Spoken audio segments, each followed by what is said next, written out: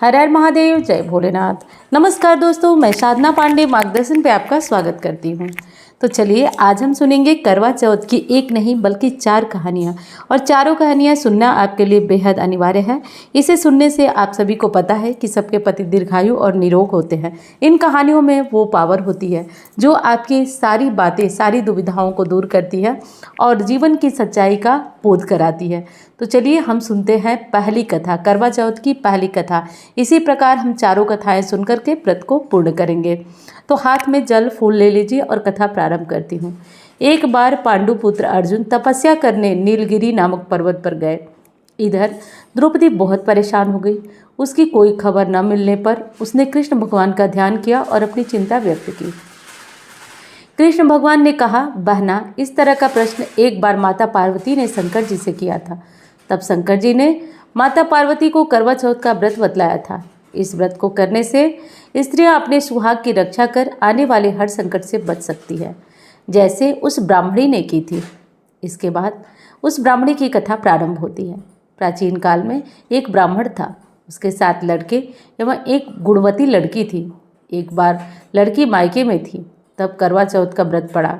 उसने व्रत को विधिवत किया, पूरे दिन निर्जला रही, कुछ भी खाया पिया नहीं। उसके सातों भाई काफ़ी परेशान थे और सातों भाई बहन को प्यास लगने से बहुत दुखी थे। भूख लगी होगी, प्यास लगी होगी, पर बहन चंद्रोदय के बाद ही जल ग्रहण करेगी, यह देखकर भाइयों से रहा नहीं गया। उसने शाम होते ही बहन को बनावटी चंद्रोदय दिखा दिया। एक भाई पीपल के पेड़ पर छलनी लेकर चढ़ गया और दूसरा दीपक जलाकर छलनी में रोशनी उत्पन्न कर दी। तभी दूसरे भाई नीचे से बहन को आवाज़ दी, देखो बहन, चंद्रमा निकल आया है, पूजन कर भोजन ग्रहण करो। बहन ने भोजन ग्रहण किया। भोजन ग्रहण करते ही उसके पति की मृत्यु हो गई। अब वह दुखी होकर विलाप करने लगी। तभी वहाँ से रानी इंद्राणी निकल रही थी। उसने उसका दुख देखा नहीं गया।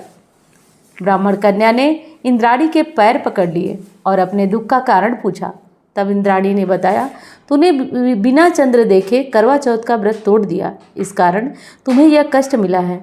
अब तू वर्ष भर की करवा चौथ का व्रत नियम पूर्वक करना, जिससे तेरा पति जीवित हो उठेगा। उसने इंद्राणी के कहे अनुसार चौथ का व्रत किया तो पुनः सौभाग्यवती हो गई। प्रत्येक स्त्री को अपने पति की दीर्घायु के लिए यह व्रत करना चाहिए। द्रौपदी ने यह व्रत किया और अर्जुन सकुशल मनोवांछित फल प्राप्त कर वापस लौट आए। तभी से अखंड सौभाग्य के लिए हिंदू महिलाएं करवा चौथ का व्रत करती हैं। चलिए अब सुनते हैं करवा चौथ की दूसरी पौराणिक विशेष कथा। बहुत समय पहले की बात है। एक साहूकार के 7 बेटे थे और उनकी एक बहन थी।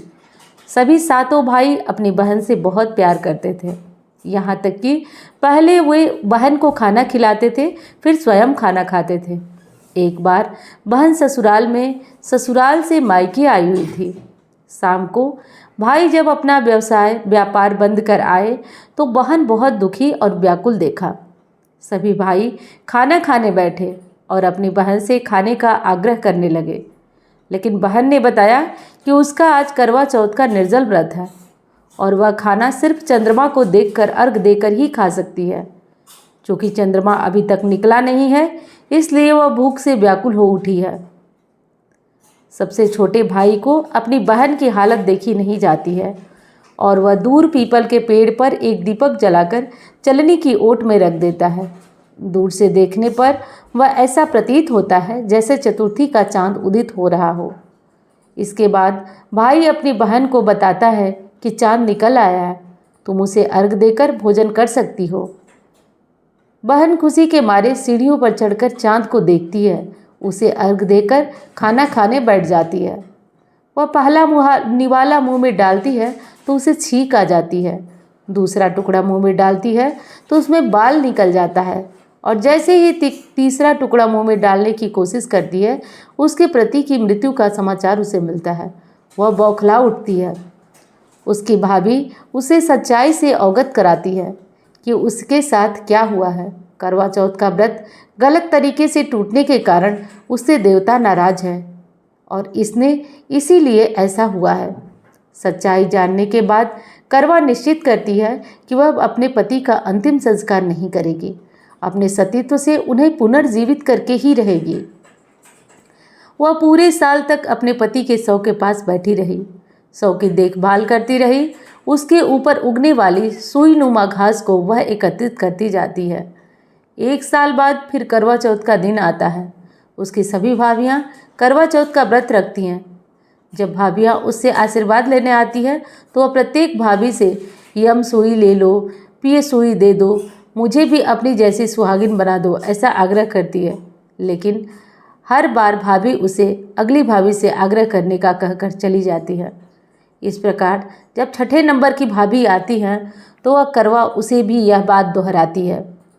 यह भाभी उसे बताती है कि चूंकि सबसे छोटे भाई की वजह से उसका व्रत टूटा था, अतः उसकी पत्नी में ही वह शक्ति है कि वह तुम्हारे पति को दोबारा जीवित कर सकती है।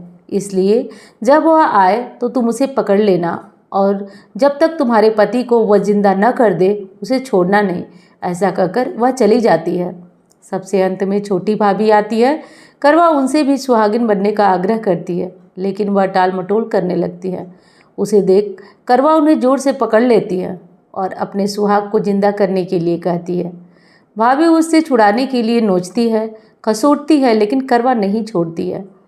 अंत में उसकी तपस्या को देखकर भाभी पसीज जाती है और अपनी छोटी उंगली को चीरकर उसमें से अमृत उसके पति के मुंह में डाल देती है। करवा का पति तुरंत श्री गणेश कहता हुआ उठ बैठा। इस प्रकार प्रभु कृपा से उसकी छोटी भाभी के माध्यम से करवा को अपना सुहाग मिल जाता है। हे श्री गणेश, हे माँ गौरी, जिस प्रकार करवा को चिर सुहागिन होने का वरदान मिला, वैसे ही सभी सुहागिनों को आज के दिन करवा चौथ के दिन चिर सुहागिन होने का वरदान मिले। अब हम सुनते हैं करवा चौथ की पौराणिक तीसरी कथा। उससे पहले दोस्तों आपसे प्रार्थना है कि कथा पसंद आ रही है तो लाइक करना मत भूलिएगा। चैनल के साथ जुड़ना चाहते हैं, इस तरह की कथाएं, उपाय या और पूजा विधि देखना चाहते हैं तो चैनल को सब्सक्राइब कर लीजिएगा। करवा चौथ की तीसरी कथा। इस कथा का यह सार है कि शाकप्रस्थ वृद्ध धर्मा ब्राह्मण की विवाहिता पुत्री वीरवती ने करवा चौथ का व्रत किया था। नियमानुसार उसे चंद्रोदय के बाद भोजन करना था, परंतु उससे भूख सही नहीं गई। वह व्याकुल हो उठी। उसके भाइयों ने उसकी बहन की अपनी व्याकुलता को देखा और बहन की व्याकुलता भाइयों से देखी नहीं गई। उन्होंने पीपल की आड़ में आतिशबाजी का सुंदर प्रकाश फैलाकर चंद्रोदय बहन को दिखा दिया। वीरवती को भोजन करा दिया। परिणाम यह हुआ कि उसका पति तत्काल अदृश्य हो गया। वीर अधीर 12 महीने तक चतुर्थी का व्रत किया और करवा चौथ के दिन पुनः उसकी तपस्या पूरी हुई। उसका पति जीवित हुआ। हे श्री गणेश, करवा माता, जिस तरह से वीरवती की तपस्या पूरी हुई और उसका पति जीवित हुआ, उसी तरह हर सुहागिन के पति पर आने वाले संकट को दूर करना और उसे अखंड सौभाग्यवती बनाना।